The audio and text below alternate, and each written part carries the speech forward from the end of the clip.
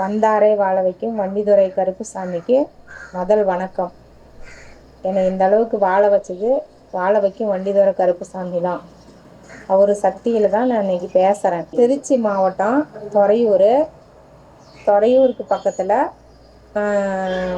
முத்தையம்பாளையம், புத்தனாம்பட்டி காலேஜுக்கு முன்னாடி முத்தையம்பாளையம், அந்த கோயிலுக்கு நான் போய் ஜாதகம் பார்க்கறதுக்கு ஒரு வருஷமாக கோயிலுக்கு போய் அவர்கிட்ட சொல்வாக்கு வாங்கினேன். அப்படிங்கிறப்ப எனக்கு உன் சொல்வாக்கு பழிக்கணும் அப்படின்னு சொல்லி நாக்கில் விபூதி வச்சு விட்டு, இப்போ என்னை யாருமே ஜாதகம் பார்க்க முடியாது, உனக்கு சாமி சொல்கிறதுக்கு தான் இருக்குது, எல்லாத்துக்கிட்டையும் நான் போய் கேட்டப்ப உனக்கு சாமி தான் சொல்ல முடியும், வாக்கு தான் சொல்ல முடியும், ஜாதகம் பார்க்குற அமைப்பு இல்லை அப்படின்னாங்க. ஆனால் அவர் தான் வாழ வைக்கும் வண்டித்துறை கருப்பசாமி, அவருடைய இதில் தனபால் சாமி வாக்கு சொன்னார். அவர் தான் எனக்கு வாக்கு கொடுத்தாரு. அப்படிங்கிறப்ப உன்னை இந்த நாமக்கல் மாவட்டம், சேலம் மாவட்டத்தில் யார் உன்னை ஜாதகம் பார்க்க முடியாதுன்னு சொன்னாங்களோ அவங்க முன்னாடி நான் அந்த எல்லையிலேயே உன்னை பெரிய ஜோதிடராக ஆக்கி காமிக்கிறேன் அப்படின்னாரு. ஆனால் காசு பணத்துக்கு ஆசைப்படக்கூடாது, அதே மாதிரி நகை நட்டுக்கு ஆசைப்படக்கூடாது, இந்தரம் தாயத்து மந்திரம் இந்த மாதிரி இதை நீ தொடக்கூடாது அப்படின்னு கருப்புசாமி முன்னாடி சத்தியம் வாங்கினாரு. அதே மாதிரி நானும் சத்தியம் பண்ணிட்டேன். இது நாள் வரல யார் காசு பணத்துக்கோ இல்லை ஜாதகம் பார்த்தா கூட அவங்ககிட்ட கணக்காக தான் அமௌண்ட் வாங்கிக்குவேன். எதுக்குமே நான் ஆசைப்பட்டது கிடையாது. இது வரல எனக்கு சேமித்து வச்சதும் கிடையாது. வருவேன், ஜாதகம் பார்த்தேன், அவங்களுக்கு என்ன அமௌண்ட்டோ அதை வாங்கிக்குவேன். மற்றபடி இந்தரம் மந்திரம் தின்னூறு இது மாதிரி எந்த விஷயத்தையுமே நான் தொட்டது கிடையாது. உள்ளபடி உள்ள பலன்னு சொல்லிடுவேன். அதுக்கப்புறம் சாமிக்கு விளக்கு போடுங்க, இந்த கோயிலுக்கு போங்க, அது மாதிரி சொல்லிடுவேன். ஆனால் இந்த அளவுக்கு என் பிள்ளைங்களை வளர்த்தி நான் இந்த அளவுக்கு ஒரு தனி தொழிலாக ஒரு லேடிஸாக இருந்து நடத்தி வரேன்னா அதுக்கு வந்தாரை வாழ வைக்கும் வண்டித்துறை கருப்புசாமி தான் காரணம். அவங்களுக்கு 7.5 நடந்துகிட்டு இருக்கு. இருந்தாலும் 30 வயசுக்குள்ள கீழே இருந்தாங்கன்னா கொஞ்சம் வண்டி வாகனம் போக்குவரத்து இதெல்லாம் பார்த்து நிதானமாக செயல்படணும். 30 வயசுக்கு மேலே தாண்டி இருந்தால் கொஞ்சம் நன்மையை செய்வார்.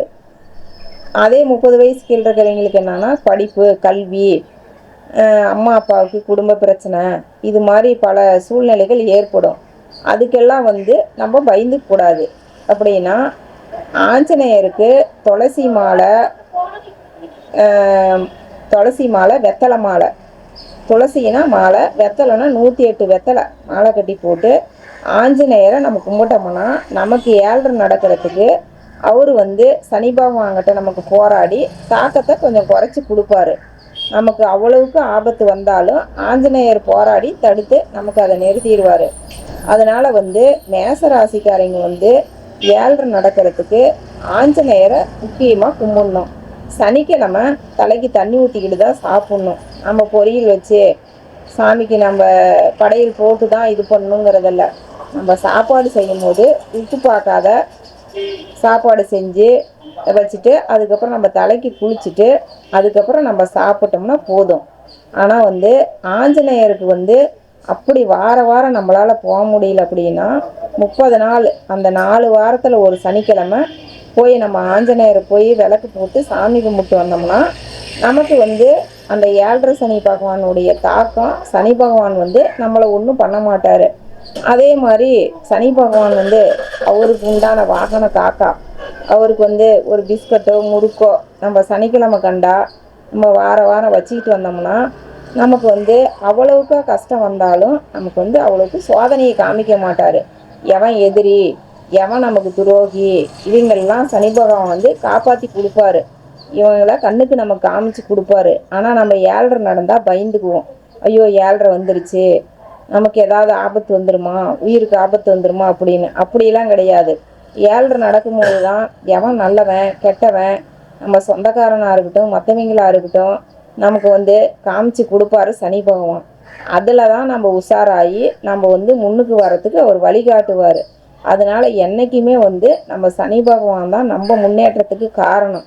அவரை நம்ம ஒரு பொழுதும் குறை சொல்லக்கூடாது. அதனால் உங்களுக்கு அப்படி அதிகம் கஷ்டமாக இருந்தால் ஆஞ்சநேயரையும் கும்பிட்டுக்குங்க, விநாயகரையும் கும்பிட்டுக்குங்க.